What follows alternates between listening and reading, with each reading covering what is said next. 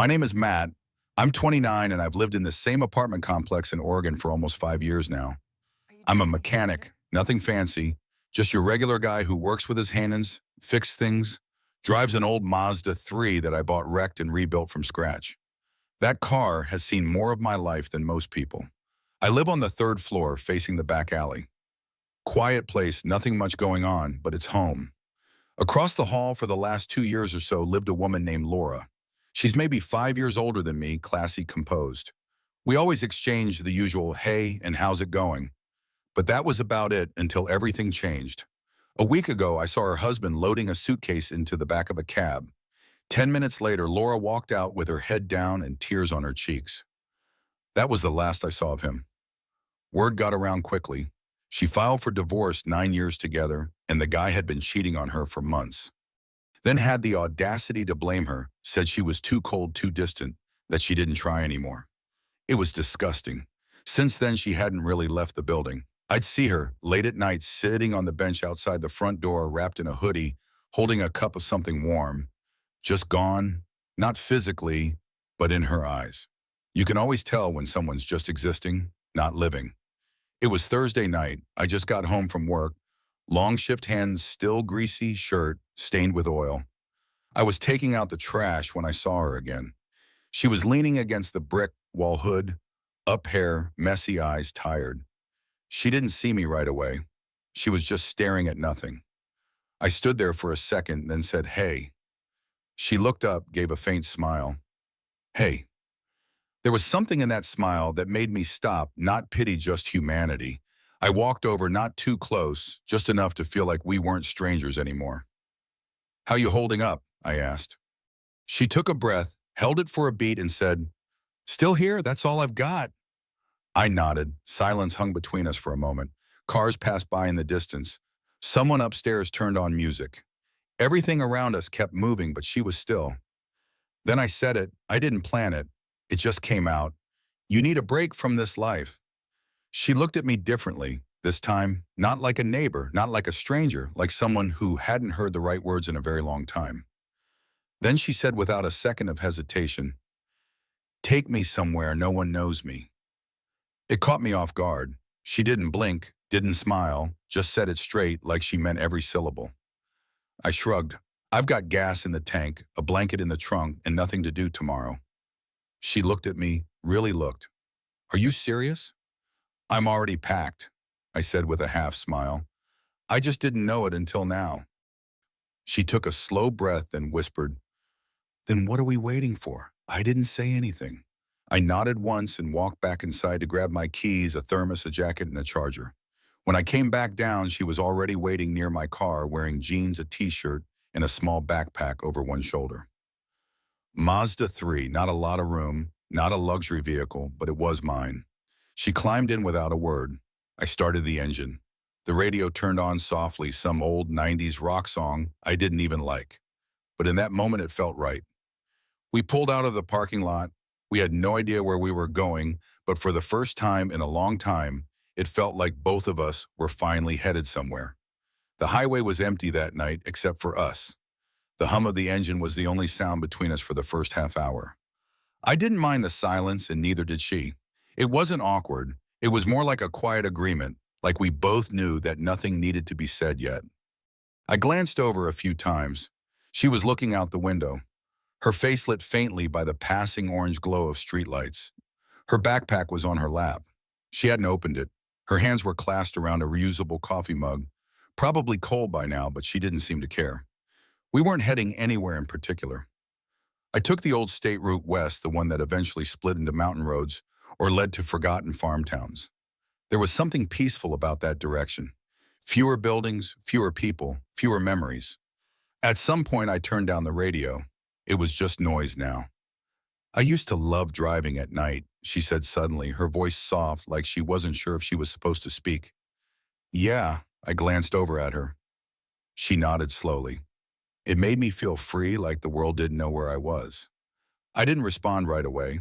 I just kept my eyes on the road. Then I said, maybe we should try to find that version of you again. I got a reaction. A quiet smile, almost imperceptible, but it was there. We stopped at a gas station just before midnight, middle of nowhere, one flickering light above the pump, and a small store that smelled like bleach and old hot dogs. I filled the tank. She went inside to use the restroom. When she came back out, she had two plastic-wrapped sandwiches and a bottle of water in her hand. "Dinner," she said flatly. I chuckled. "You know how to pick the good stuff." They were 2 for $5. I splurged. We sat on the hood of the car under the buzzing light, eating in silence. The sandwich tasted like cardboard, but it didn't matter. It was something. It was shared. And for once, we weren't pretending to be okay for anyone else. She leaned back against the windshield and looked up at the skyline. "Do you think I stayed too long?" she asked. I knew exactly what she meant. "With him?" She nodded. I thought about lying, about saying something comforting, but she deserved better than that. "I think we all stay longer than we should," I said. "We wait for someone to notice we're unhappy. We hope they'll change. We hang on to the idea of who they used to be." Her eyes were fixed on the stars. "He made me feel invisible. And the worst part is, I got used to it." I didn't know what to say to that, so I didn't say anything. I just sat beside her, hands resting on my thighs, feet dangling off the front of the car. She continued after a pause. "I kept trying to be easy to love. I made dinner. I stayed quiet. I forgave things I never should have. I told myself it would get better if I just waited long enough. And then one day I woke up and didn't recognize myself." She turned to look at me. "You don't know what that feels like." "Maybe not the same way," I said, "but I know what it's like to lose pieces of yourself for someone who never really saw you." She blinked slowly, then said, "So why didn't you ever get married?" I smirked. "Because I watched too many people around me get it wrong. I figured I'd rather be alone than with the wrong person." She nodded like she understood. "You're lucky. You still know who you are."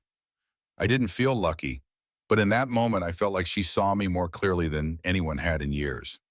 We drove another hour before we pulled into a small town I hadn't even known was on the map. No hotels, but there was a sign for a roadside motel, one of those old L-shaped buildings with single-story units. Each door painted a different faded color. I parked out front, left the engine running. "You sure about this?" I asked. She looked at the building, then back at me. "As long as it's not home, it's enough." I walked into the office, paid cash for one room. The guy behind the counter didn't ask any questions. He handed me the key without a word. Room 6, the door was light blue chipped at the bottom. Inside, two twin beds, a small TV bolted to the wall, and a nightstand with a Bible in the drawer. The air smelled like lemon cleaner and old fabric. She walked in, or dropped her bag on one bed and sat down. "Thank you," she said. "For what?" "For not making this weird. For not expecting anything." I shrugged. "You needed to go. I had a car. That's all this is." She smiled again, different this time, like something shifted. "Still," she said, "it means more than you know." I took the other bed, kicked off my shoes, and stared at the ceiling for a while. She lay down, facing the wall, her back to me. The light stayed on for a bit before she whispered, "I don't want to dream tonight." I wanted to tell her something reassuring, but I didn't. I just said, "Then we don't sleep, we just rest." And that's exactly what we did. The motel curtains didn't block much of the light. I was already awake, watching soft orange lines stretch across the ceiling like shadows of another life. Laura was still sleeping, or at least lying still. I didn't move, just listened to the early quiet. It was the kind of silence you only get far from cities. No traffic, no phones, just the soft hum of wind and occasional bird calls outside. Eventually, she rolled over, her eyes opening slowly, blinking against the light. For a second, she looked like she didn't remember where she was. Then she saw me, and I saw something rare. She didn't look guarded, just present. "Coffee?" I asked, sitting up. She nodded. "Please," desperately. There was a diner across the road, one of those chrome-plated old-school ones with booths and stained menus. We walked in looking like hell, me in a wrinkled t-shirt, she in a hoodie and jeans, hair in a messy bun, no makeup, no performance. Just two people trying to feel something real. We sat by the window. The waitress brought coffee before we even asked. It was that kind of place. Laura stirred her cup, slowly staring out at the empty parking lot. "You think they know," she said. Who the people here that we don't belong? I shook my head. No one belongs anywhere forever. Everyone's just passing through. She smiled into her cup. We ordered pancakes, didn't touch half of them. It wasn't about food, it was about pausing. After breakfast, we drove again, no GPS, no destination, just west. The landscape started to shift. Flat fields turned into rolling hills, the kind with long, winding roads that dared you to keep going. I opened the windows. The wind rushed in messy and cool. She closed her eyes and leaned back against the seat. I looked over and saw something I hadn't before: peace. Not full, not healed, but softer, less broken. We stopped at a gas station around noon. She bought an old disposable camera from a dusty rack inside. When she came back out, she pointed it at me without warning and snapped a photo. Really, I laughed. You look like someone who finally let go of something. I didn't argue. From there, we found a back road that led to a wide open field with a river cutting through the middle. No signs, no fences, just wild grass and skiwang. I pulled the car onto a dirt path parked under a half-dead tree, and we both got out without saying a word. We walked for a bit, following the sound of the river until we reached a spot where the water curved lazily around a small bend. She took off her shoes and stepped in, wading knee-deep into the cold. "You're insane," I said, laughing. "Try it." She grinned, splashing me. I rolled up my jeans and followed her. It was freezing and perfect, like we were kids again, or people who'd never had to be serious for too long. After a while, we lay on the grass, letting the sun dry our clothes. No phones, no clocks, just time moving differently. She turned to me and asked, "When did you stop dreaming?" I thought about it. When I realized life doesn't owe you anything, that it's your job to make it livable. She nodded. I stopped when I got married. At first I thought I was choosing stability, but really I just chose quiet misery. I didn't even notice it creeping in. I turned my head and looked at her. "You notice now?" "Yeah," she said, looking up at the sky with and it hurts more than I thought it would. We sat in silence again, the kind that doesn't ask questions. Later that afternoon, we drove into a tiny town with a general store and a gas pump out front. She wanted to walk around, so I parked near a bench and we wandered the one block of shops, none of which seemed open. There was an antique shop with a cracked window. She pressed her nose to the glass and pointed inside. "That typewriter looks just like my dad's." "You write?" I asked. "Used to. I'd write little letters to myself when I didn't know how to talk to people." She paused.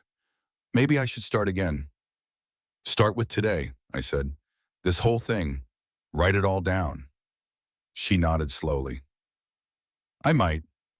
We ended up eating dinner out of a paper bag from a gas station: pretzels, fruit cups, and bottled water. We sat on the trunk of the Mazda, parked just off a gravel road.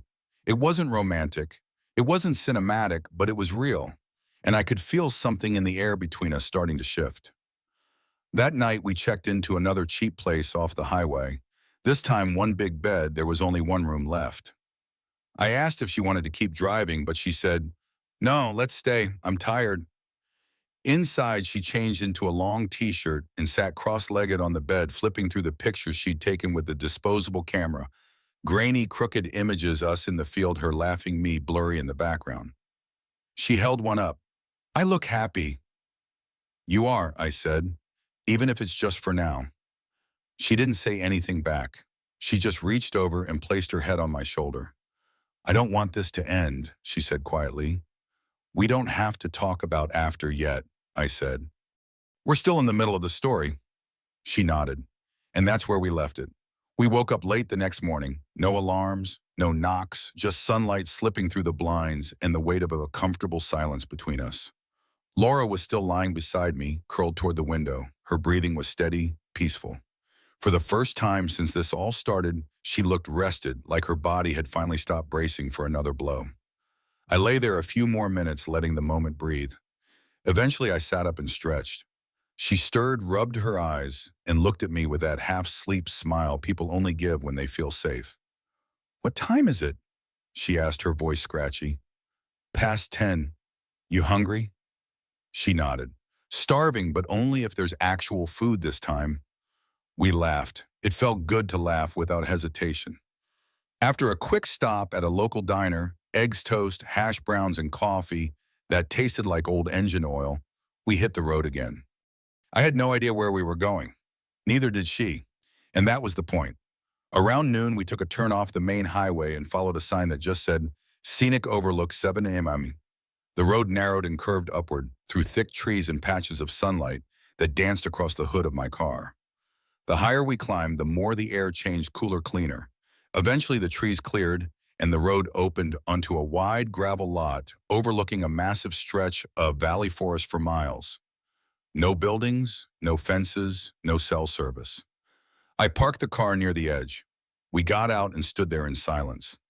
Laura folded her arms across her chest and whispered, "It's like the world stopped." "No one could find us here," I said, "not even if they tried." She looked at me serious now. "That's exactly what I need."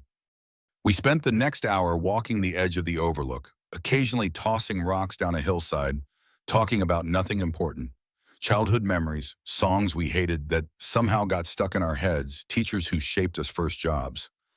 It was light-free, something most people take for granted until life kicks them in the teeth. Later that afternoon, we found a cabin rental place tucked between the hills. It was small, probably built in the 70s, but charming in that rugged, forgotten way. The woman at the desk said we were lucky someone had just canceled. One night, cash only. We took it. Cabin 4, wooden porch, worn steps, one big bed, a fireplace with real wood stacked beside it, a record player in the corner, a kettle, and 2 chipped mugs. Inside, it smelled like pine and old books. Laura walked through the space slowly, running her hand along the wooden window frame. "This is how I always imagined freedom would feel," she said. We didn't go anywhere that evening. We didn't need to Wasahiwiyama. Do. We just stayed in, made tea, lit a fire, and played an old jazz record we found tucked behind a box of kindling. She sat on the floor near the fire, legs stretched out, her eyes reflecting the flames. "I used to dream about running away," she said. "Not like escaping, just leaving. Going where no one had a version of me already made up in their heads." I nodded, sitting beside her. "And now?" I asked. "I think I'm already gone," she said, "and I don't want to go back." She leaned her head on my shoulder again, the way she had before, familiar, now comfortable. She didn't ask for anything. Neither did I, but something unspoken hung in the air between us, the weight of what we were both afraid to name. We stayed like that for a long time. Later, when we climbed into bed, it was natural, no tension, no moment to break. She slid under the covers beside me, turned off the lamp, and whispered, "Stay close, just for tonight." I didn't move away. I didn't speak. I just stayed. It wasn't about romance, not yet. It was about stillness. Trust, the quiet agreement that in this one tiny corner of the world, 2 people could just exist without needing to explain how they got there. And somewhere deep in my chest, I realized something simple and terrifying. I didn't want the night to end either. The storm outside came softly, a rain tapping the windows, wind rustling the branches, the fire burning low. She was already asleep by the time I closed my eyes. And for once, in a long, long time, I didn't feel alone. The next morning came with soft light and the smell of rain still hanging in the air. I woke up before Laura. She was lying on her side, curled into herself, one arm under the pillow, her breathing slow and steady. For a moment, I just watched her, not in some romantic way, but in a way that said, "She's still here." I got up quietly, put on a hoodie, and stepped out onto the porch. The mountain air was sharp, clean, the kind that fills your lungs all the way to the bottom and makes you feel like maybe, just maybe, life isn't so heavy for a minute. The valley below was still draped in low fog, and the gravel driveway was wet with fresh puddles. I stood there barefoot, letting the chill ground me. After a while, I heard the cabin door creak open behind me. She stepped out, wrapped in one of the cabin's old blankets, barefoot like me. "You didn't run off," she said. "Thought about it," I smirked. "But then I remembered you still owe me half a sandwich." She smiled, leaned against the porch post beside me. "I don't want to go back," she said softly. I looked at her, not like a neighbor, not like someone passing through, but as someone who I now knew better than I'd known anyone in years. "Then don't," I said. "Stay." She looked at me, really looked. Her expression didn't change. It stayed still, thoughtful. Then she asked the question I hadn't expected. "Stay here with you?" There was a long pause before I answered. Yeah, I said, but not forever. Not if it's too much, just for now, for as long as it feels real. She nodded slowly. I like real, she whispered. I haven't had real in a long time.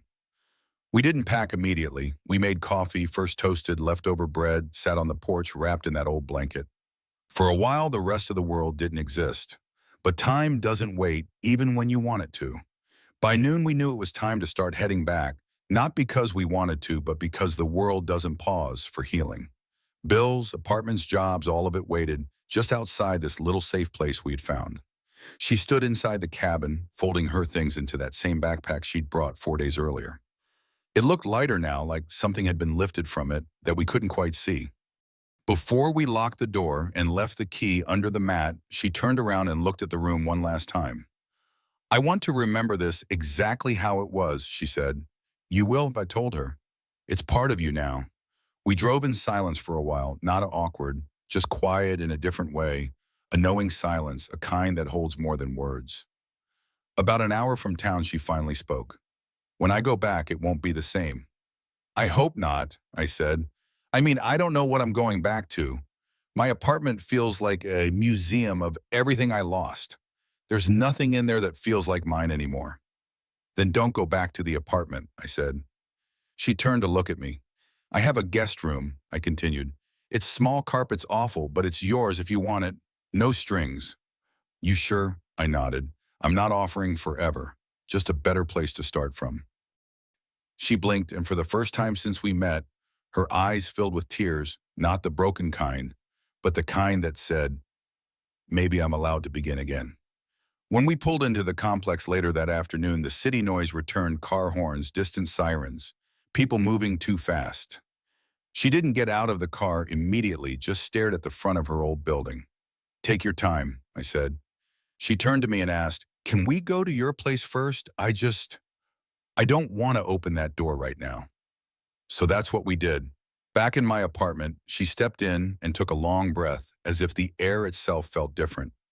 She looked around like she was studying something unfamiliar, then turned and said, this doesn't feel like a detour anymore.